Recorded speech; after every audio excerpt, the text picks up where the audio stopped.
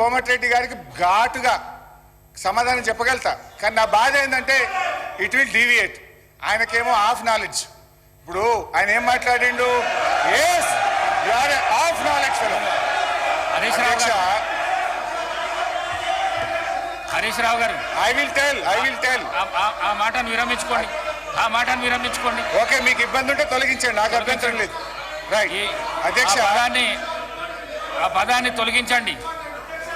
ఇదే కోమటిరెడ్డి వెంకటరెడ్డి గారు 50 కోట్లకు పిసిసి అధ్యక్ష పదవి కొనుక్కున్నారు రేవంత్ రెడ్డి గారని ఈయనే చెప్పింది కదా సార్.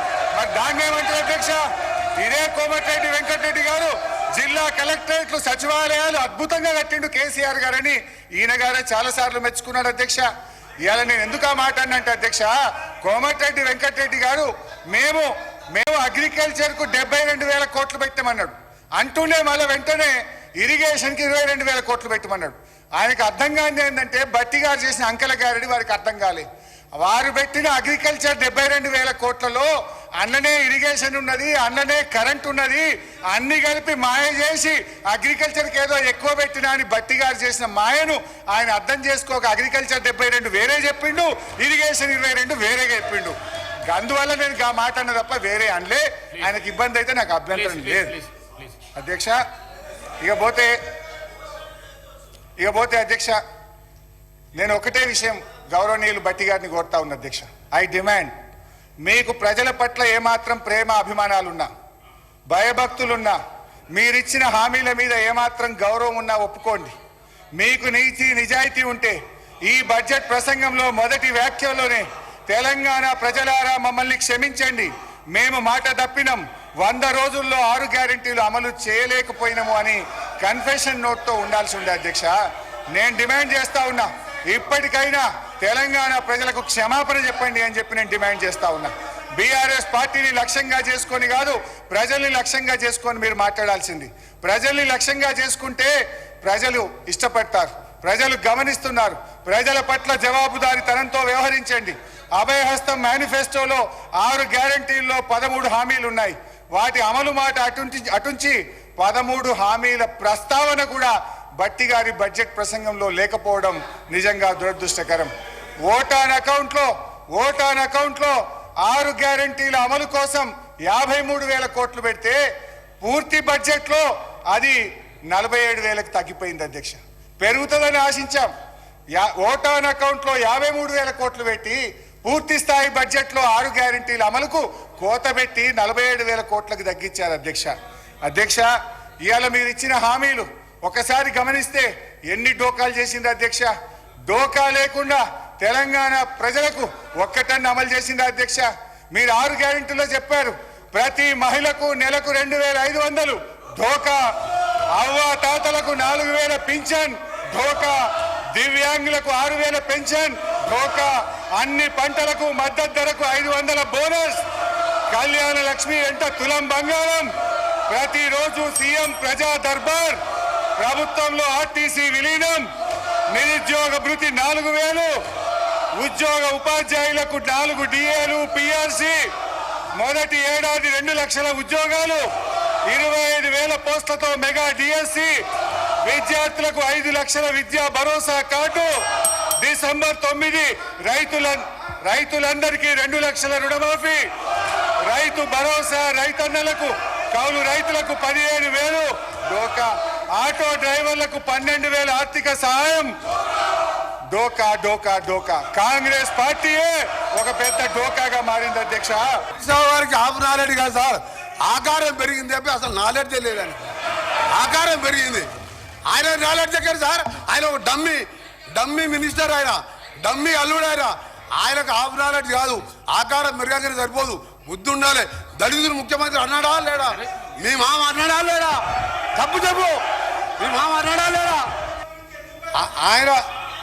ఆయన భయపడతారు సార్. ఒకటే సార్, ఆయన గ్యారంటీలు అంటున్నారు సార్.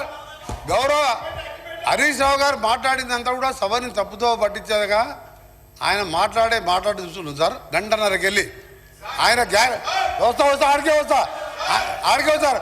ఆయన గ్యారంటీల విషయం అంటుండు సార్, గ్యారంటీల విషయం అంటున్నాడు.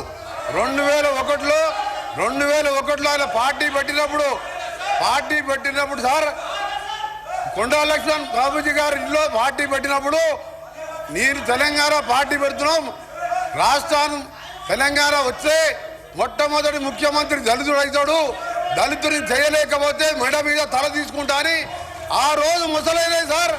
అబద్ధాలు అంటే వీలై, గ్యారంటీలు అంటే వీలై, మోసాలు సార్. డబుల్ బెడ్రూమ్ కడతా, డబుల్ బెడ్రూమ్లో బిడ్డ అల్లుడు వస్తే ఎక్కడ వండుకోవాలి, బేకరీలు కట్టేసుకోవాలి.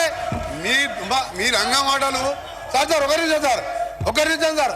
ఇంకా ఒకటి సార్, ఇంకా ఈయన హరీష్ రావు గారు ఒక మాట మాట్లాడండి సార్. హరీష్ రావు గారు 24 గంటలు కరెంట్ ఇచ్చినా అన్నాడు సార్. 24 గంటలు కరెంట్ ఇచ్చినా అంటే నేను ఒక సబ్స్టేషన్ సార్ బండ సోమవారం అనే సబ్స్టేషన్కి వెళ్ళాను. అక్కడ ఆపరేటర్ బస్సు అయిన ఆపరేటర్ వీడియో రికార్డింగ్ ఉన్నది. నేను నా సర్వీసులో 9 ఏళ్ళు అయింది సార్. ఎలక్షన్ల ముందు 9 ఏళ్ళకెళ్ళి సర్వీసులో ఉన్నాయి. ఇక్కడ ఎప్పుడు కూడా 14 గంటల కరెంటు రాలేదని నాకు రికార్డు తీసి చూపిస్తే రాత్రి లా బుక్లు వాపసు తీసుకొచ్చిండు. అబద్ధాలు అన్ని నేర్పింది ఎవరంటే అవన్నీ టీఆర్ఎస్ పార్టీ పుట్టిన తర్వాత పుట్టింది సార్. ఇలా దళితులు ముఖ్యమంత్రి ఉన్నారు సార్. ఆఖరి మా దళిత ప్రతిపక్ష నాయకుడు ఉంటే చూసి ఓడవలేక 13 మంది శాసనసభ్యులని సంతలో పశువుల్లాగా కొని ప్రతిపక్ష హోదా లేకుండా చేసాడు. ఇవాళ హరీష్ రావు గారు మాట్లాడితే సార్ ఇవాళ దయ్యాలు వేదాలు వెళ్తున్నాయి. మొత్తం మోసం, దగ, కుట్రలు, కుతంత్రాలు.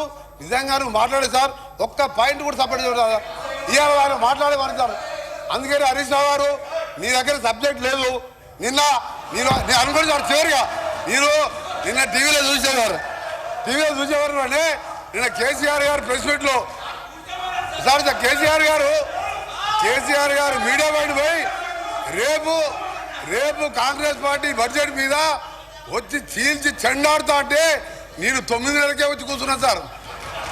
ఇక చీల్చి చెండాడుతలేవని ఏం చెండాడు సార్.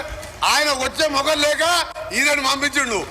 మా బడ్జెట్ ఎవరు సార్ 72,000 కోట్ల, అగ్రికల్చర్ కోసం 72,000 కోట్లు పెట్టాం, ఇరిగేషన్కి 22,000 కోట్లు పెట్టాం. చేసేదే బడ్జెట్లో పెట్టాం. ఇవాళ మీలాగా మోసం బడ్జెట్ పెట్టలే. ఇవాళ చీల్చి చెండాడుతాయి సార్. కేంద్రం అన్యాయం చేస్తే, కేంద్రం తెలంగాణకి అన్యాయం చేస్తే సార్ కేంద్రం అన్యాయం చేస్తే చీల్చి చెండాడి మునగాడు ఒక్క మాటకెళ్ళండి సార్ నోటకెళ్ళి. ఇవాళ మేము మా ముఖ్యమంత్రి గారు, మా డిప్యూటీ సీఎం గారు మంచి బడ్జెట్ ప్రవేశపెడితే ఇవాళ దాని గురించి మాట్లాడుతుంది సార్. నిజంగా ఇప్పటికైనా ఎమ్మెల్యే హరీష్ రావు క్షమాపణ చెప్పి మీ ప్రతిపక్ష నాయకులు రావాలని డిమాండ్ చేస్తున్నారు.